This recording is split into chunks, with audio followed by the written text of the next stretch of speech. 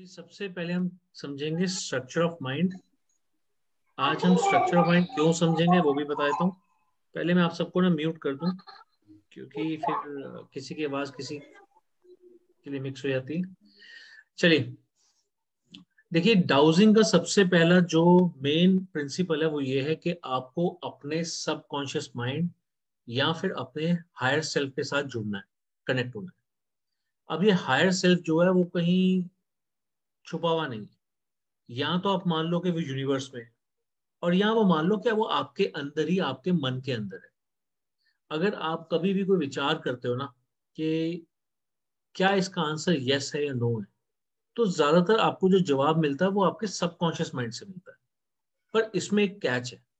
इसमें एक कैच है। वो कैच क्या है, जब मैं पेंडुलम की मेन क्लास कर लूंगा तब आपको समझ में आएगा वो कैच क्या है। वो सब समझ में आएगा आपको। अभी हम समझते हैं कि स्ट्रक्चर ऑफ माइंड क्या है। आप सबने कभी ना कभी कॉन्शियस माइंड और सबकॉन्शियस माइंड, ये आपने सुना होगा सबने। चलो, तो स्ट्रक्चर ऑफ माइंड आप सबने कहीं ना कहीं सुना होगा कि आपने कॉन्शियस माइंड सुना है, सबकॉन्शियस माइंड सुना है। इसके अलावा दो माइंड और होते हैं जो मैं आपको आज समझाऊंगा, पर इनके इनके मतलब भी समझाऊंगा, इनकी वर्किंग समझाऊंगा, ताकि आपको पॉइंट्स जो है ज्यादा अच्छे से क्लियर हो सके। तो अब हम एक मैं आपके साथ स्क्रीन शेयर करता हूं। और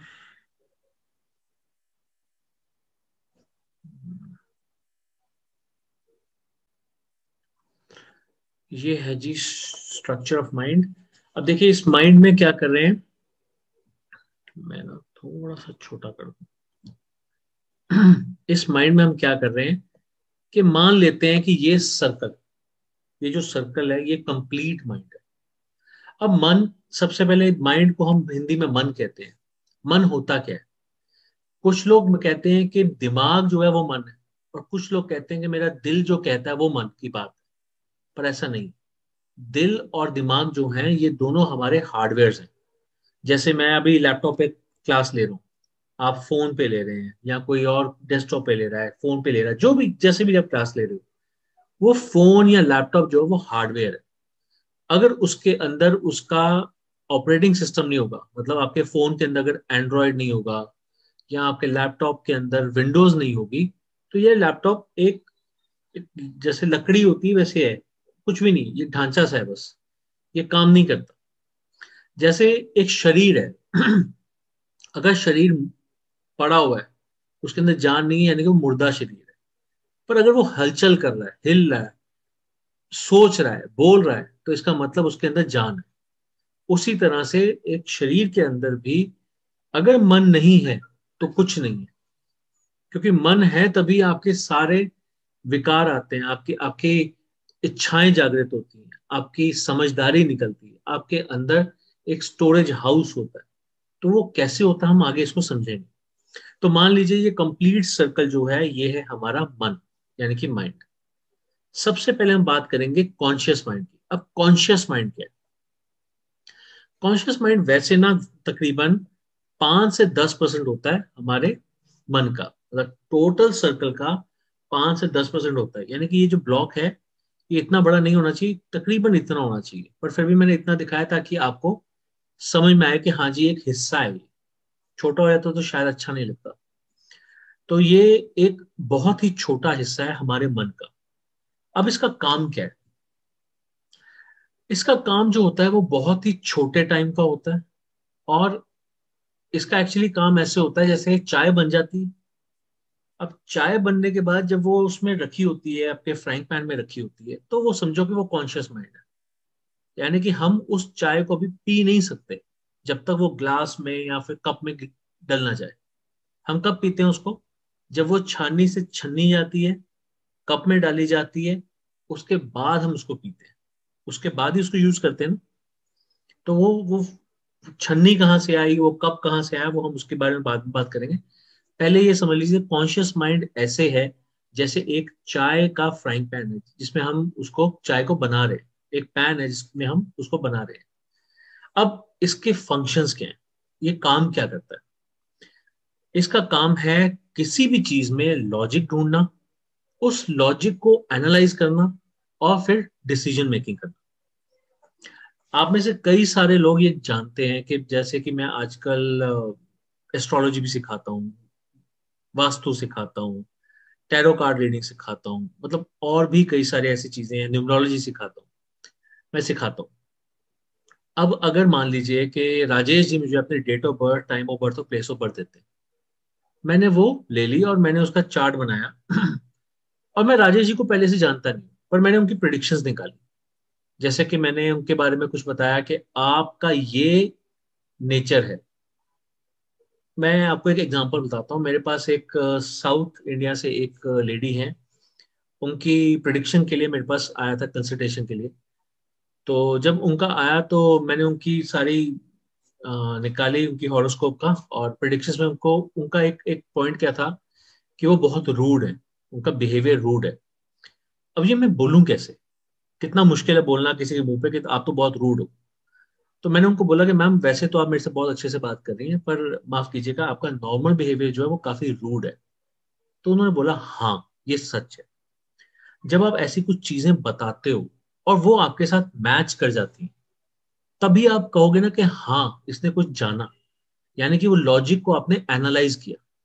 सिर्फ आपके date of birth, time of birth और प्लेस ऑफ बर्थ से अगर मैं आपके बारे में इतना कुछ बता रहा हूँ, जबकि मैंने आपको कभी देखा भी नहीं, आपसे कभी बात नहीं की, सिर्फ मैं आपकी ये चीजें, आपकी इन चीजों से मैं आपका हॉरोस्कोप बना रहा हूँ और फिर मैं आपको आपकी प्रिडिक्शंस बता रहा हूँ। जानते हैं हॉरोस्कोप जब भी बनाई जाती है सबसे पहले उसको पास्ट और प्रेजेंट क्यों बताया जाता है? ताकि इंसान को विश्वास हो जाए कि हाँ ये जो जो बता रहा है ना मुझे इंसान, इसके पॉइंट्स में ना कुछ कुछ तो बात है। लॉजिक लगाना और एनालाइज करने के लिए उन चीजों का, उन तथ्यों का मैच करना बहुत जरूरी है। अगर आप किसी भी ज्योतिषी के पास जाते हो और वो सीधा आपको फ्यूचर बता दे, तो फ्यूचर से क्या होगा? पता नहीं होना या नहीं होना, आप तो डाइस ही होके वापस आ गए। यार नहीं नहीं ऐसा नहीं हो सकता, यार ऐसा कैसे हो सकता है, मेरी आज की परिस्थिति ऐसे है, ये ज्योतिषी को क्या पता कि कल को ऐसा होने वाला है, ये कैसे हो सकता है, आज की परिस्थिति तो नहीं बता रही। तो अब मान लीजिए आपका आपका इनकम जो है आज मान लीजिए 50,000 रुपये महीना है, पर आपको जोशी बता रहा है कि भैया अगले 2 साल में तो आपकी इनकम तकरीबन 5 लाख होने वाली है। तो आप सोचोगे यार ये क्या सच में है? पहले तो आप अच्छे अच्छे सपने लेने शुरू कर दोगे, हाँ 5 लाख रुपये महीना कमाऊंगा। फिर बोलूंगा कैसे, ये जोशी मुझे पागल बना रहा है, इसने मुझे मुझसे दक्षिणा ले ली 5 लाख रुपए कह के मुझे खुश करके, पर ऐसा होगा कैसे? 50,000 5 लाख कैसे बनेंगे 2 लाख 2 साल में?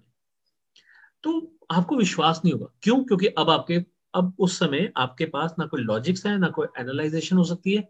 डिसीजन मेकिंग में आप बोलोगे कि मैं तो लुट के आ गया, सिंपल लुट के आ गया। अब एस्ट्रोलॉजी में अगर आपको उसने पास्ट बता दिया, आपका प्रेजेंट बता दिया कि आपके साथ ये प्रॉब्लम चल रही है, तो आगे वो आपका फ्यूचर बताएगा, तो आपके दिमाग में बात बैठेगी हाँ ऐसा हो सकता है, ऐसा हो सकता है। ठीक है? तो इसीलिए जब कॉन्शियस माइंड काम करता है तो वो हर चीज में एक लॉजिक लगाता है, उसको एनालाइज करता है और फिर डिसाइड करता है कि मुझे इसके लिए आगे बढ़ना है या नहीं बढ़ना।